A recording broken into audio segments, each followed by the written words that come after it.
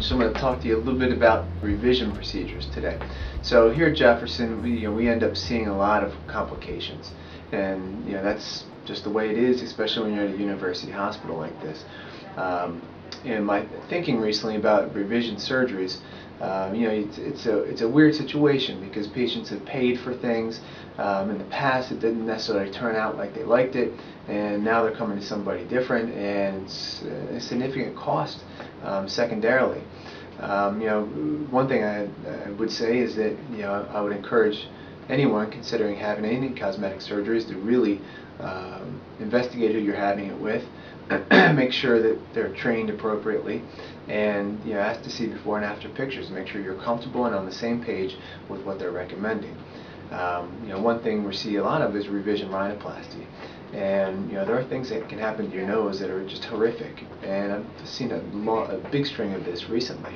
With our training, I'm trained in facial plastics and reconstructive surgery. I started out with an otolaryngology residency, so I'm very capable of surgery to all parts of the nose: the septum, the sinuses, the turbinates, the front of the nose, and these are all things you need to consider in your rhinoplasty.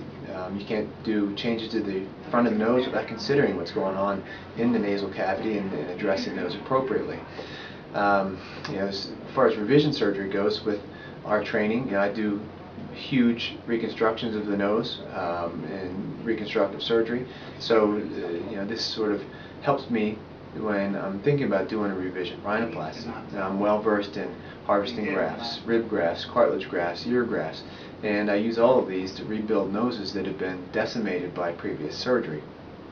So in short, for revision surgeries, the best thing to do is to be very careful when you're considering who's going to be performing your cosmetic surgery, and secondarily, you really need to choose the right person when you're having your secondary reconstruction performed.